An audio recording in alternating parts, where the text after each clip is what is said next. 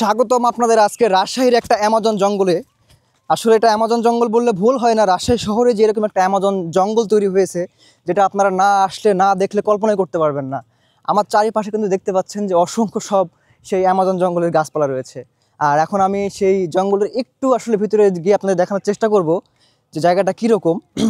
আপনারা জায়গাটা অনেকে চিনেন, আমি লোকেশনটা বলবো, তো লোকেশনটা বলার পর কিন্তু আপনারা বুঝতে পারবেন যে আমি কোন জায়গায় কথা বলছি।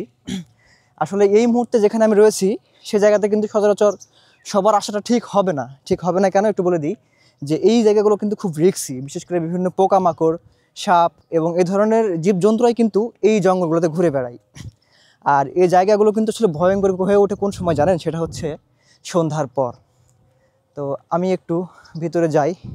আসলে আমার নিজেরও ভয় করছে যে এরকম একটা গহীন জঙ্গলে প্রবেশ করাটা কেমন হয়ে যাবে। আপনারা আমাকে দূর থেকে দেখছেন, একটু মাহির ভাই ক্যামেরাটা নিয়ে কাছে আসবেন। তো আসলে আমি নিজেই হাঁপাই গেছি, কিন্তু এখানে আসলে ঢোকার একটা যেই অনুভূতি আসলে কেমন হবে জানি না, যেন নিজের সাথে খারাপ কিছু না হয়। কি দেখে বোঝা যায় যেটা রাজশাহীর অ্যামাজন জঙ্গল আমি বললাম যে আপনারা আসলে দেখে হয়তো বা অনেকে বলবেন যে ভাই এটা কোথায় আসছেন, এখানে তো কিছুই দেখি না।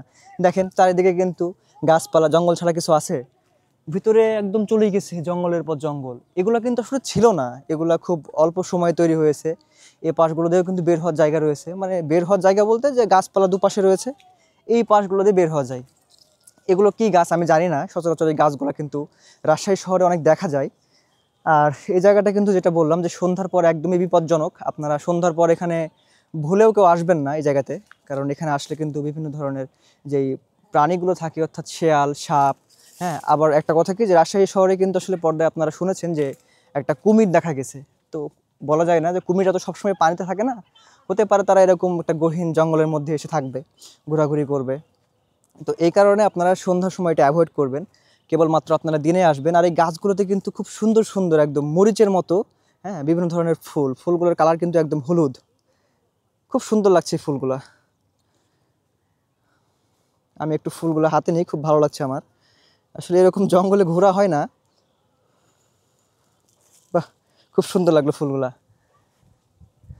তো আমি আপনাদের বলেছি যে এই জায়গার লোকেশনের কথা আপনাদের বলবো। তো এখন আপনাদের লোকেশনটা বলে দিই। এটা হচ্ছে কিন্তু আমার এই দিকে একটু মাহির ভাই দেখাবেন, আগে আমি শুরু করি দিক থেকে। এটা কিন্তু রাজশাহী পদ্মা নদী। এখন পদ্মা নদী দেখালে তো শেষ হয় না, কারণ রাজশাহী শহরের দক্ষিণ পার্শ্ব পুরোটা জুড়েই পদ্মা নদী। তাহলে বুঝবেন যে ভাই পদ্মা নদীর কোথায় জায়গাটা। আপনারা যারা আসতে চাচ্ছেন আমি এক বাক্যে বলে দিই, আপনারা শুরুতে চলে আসবেন রাজশাহী মুক্তমঞ্চে। মুক্তমঞ্চে এসে একটু নিচ দিকে নামার পর যখন আপনারা নামবেন, হাতের বাম পাশে এসে দেখবেন যে এরকম অনেক ঝোপঝাড় জঙ্গল রয়েছে। এই জায়গাগুলো কিন্তু আসলে বিপজ্জনক। আপনারা মানে সাবধানতার সহিত আসতে পারলে আসবেন। আর কাপড়রা খবরদার এখানে আসবেন না ভাই, কারণ বলা যায় না, রাজশাহী শহরে কিন্তু অনেক লোকজন বসে থাকে উৎপেতে এই জায়গাগুলোতে ধরার জন্য। তা আপনারা হয়তো বা এদিকে হাঁটাহাঁটি করতে আসলেন, খারাপ কোনো মন্তব্য আপনাদের মনের মধ্যে নাই, কিন্তু দেখা গেল ধরা খেয়ে গেলেন। বাইরে থেকে যারা আসবেন অনেক সময় মোবাইল, মানিব্যাগ ছিনতাই হয়, টাকা পয়সা ছিনতাই হয়। তো এই খপ্পরে পড়তে না চাইলে আপনারা ভুলেও এই জঙ্গলগুলোর ধারে আসবেন না, কারণ পিছন দিকে ঘোরার অনেক জায়গা রয়েছে যেগুলোতে চর, খোলামেলা জায়গা, আপনারা সেগুলোতে ঘুরবেন, পদ্মার পানি দেখবেন, নৌকাতে ভ্রমণ করবেন, সব কিছু করবেন। বাট আপনারা এই জঙ্গলের আশেপাশে কখনোই আসবেন না। তো এই জঙ্গলটা কেমন লেগেছে অবশ্যই একটা কমেন্ট করে জানাবেন। আর যারা আসতে চাচ্ছেন তারাও কোনো সমস্যায় পড়লে, লোকেশনটার বিষয়ে কোনো যদি ভুল ভ্রান্তি থেকে থাকে, বুঝতে না পারেন, আমাকে কমেন্ট করবেন, আমি কমেন্টে ক্লিয়ার করে দিব। ভালো থাকবেন সবাই, আসসালামু আলাইকুম।